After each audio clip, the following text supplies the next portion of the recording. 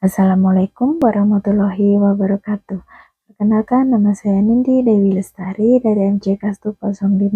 Pada kesempatan ini, saya akan mempresentasikan materi mengenai kebijakan UMKM melalui Undang-Undang Cipta Kerja atau Omnibus Law, khususnya ditinjau dari perspektif ekonomi mikro. Materi ini membahas latar belakang kebijakan, dampak positif dan negatif bagi UMKM, serta analisis dan pandangan pribadi saya sebagai mahasiswa. UMKM merupakan tulang punggung perekonomian Indonesia.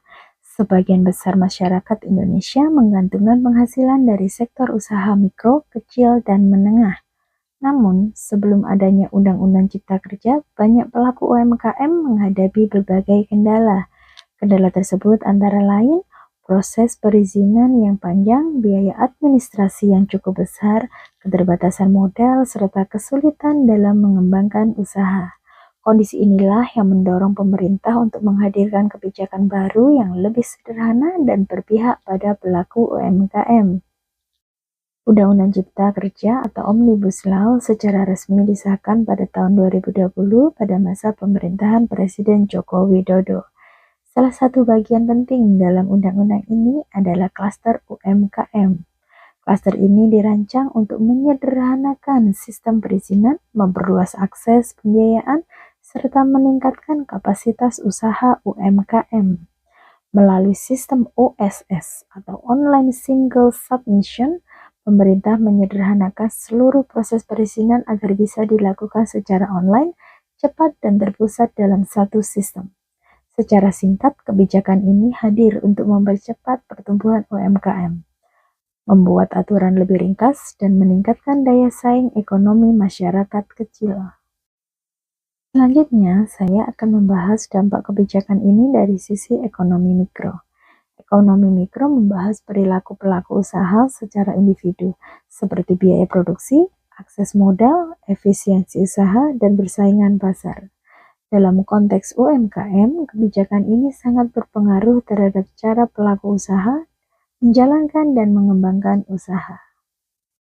Dampak positif pertama adalah biaya perizinan menurun. Dengan adanya sistem OSS, pelaku usaha tidak perlu lagi mengurus banyak dokumen dan membayar biaya administrasi ke berbagai lembaga. Biaya yang sebelumnya digunakan untuk perizinan kini bisa dialokasikan langsung ke kegiatan produksi. Dalam ekonomi mikro, penurunan biaya ini sangat penting karena dapat meningkatkan efisiensi usaha dan memperbesar peluang keuntungan. Pelaku UMKM dapat menggunakan modalnya untuk membeli bahan baku, meningkatkan kualitas produk, atau memperluas usahanya. Dampak positif selanjutnya adalah akses modal yang semakin terbuka. Melalui program pembiayaan seperti kredit usaha rakyat atau KUR, UMKM yang sebelumnya terkendala modal, kini memiliki peluang lebih besar untuk berkembang. Dengan adanya tambahan modal, pelaku usaha dapat menambah stok barang, meningkatkan kapasitas produksi, dan menambah tenaga kerja.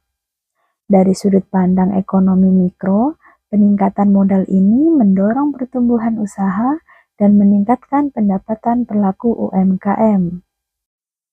Dampak positif selanjutnya adalah mengurangi hambatan masuk pasar. Jika sebelumnya memulai usaha membutuhkan waktu berminggu-minggu, bahkan berbulan-bulan, setelah kebijakan ini diterapkan, prosesnya menjadi jauh lebih cepat. Kemudahan ini mendorong munculnya unit-unit usaha baru. Dalam ekonomi mikro, meningkatnya jumlah pelaku usaha akan menciptakan persaingan pasar yang lebih sehat. Pelaku UMKM dapat lebih fokus pada kegiatan operasional karena urusan perizinan selesai lebih cepat.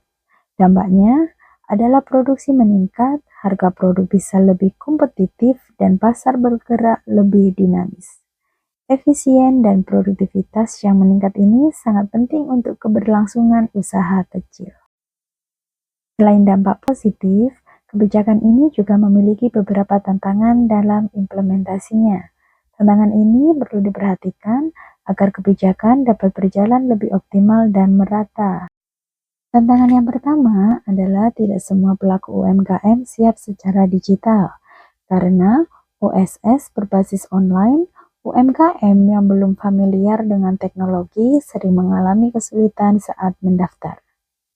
Tidak ada pedesaan, dengan keterbatasan jaringan internet, proses ini tidak selalu berjalan dengan lancar. Meskipun niat kebijakan ini sangat baik, tidak semua daerah langsung siap menerapkannya. Beberapa pelaku usaha masih sering bingung dengan regulasi baru. Oleh karena itu, diperlukan sosialisasi dan pendampingan yang lebih merata dari pemerintah. Tantangan selanjutnya adalah ketergantungan pada sistem teknologi. Jika sistem OSS mengalami error atau jaringan bermasalah, proses perizinan tentu ikut terhambat. Hal ini menunjukkan bahwa digitalisasi harus dibarengi dengan peningkatan infrastruktur teknologi. Setelah mempelajari kebijakan ini dari sisi teori dan praktek lapangan, saya melihat bahwa Undang-Undang Cipta Kerja Klaster UMKM memberikan dampak yang kuat bagi perekonomian mikro. Kemudahan perizinan mendorong lahirnya banyak usaha baru, sedangkan akses modal membantu UMKM bertahan dan berkembang. Namun, menurut saya, kebijakan ini harus berjalan beriringan dengan penguatan literasi digital. Pemerataan jaringan internet juga perlu menjadi perhatian agar pelaku UMKM di kota maupun di desa sama-sama merasakan manfaatnya. Undang-Undang Cipta Kerja Klaster UMKM merupakan kebijakan mikro yang bersifat progresif. Karena mendorong kemudahan usaha, dampaknya sangat positif melalui kemudahan izin dan akses modal.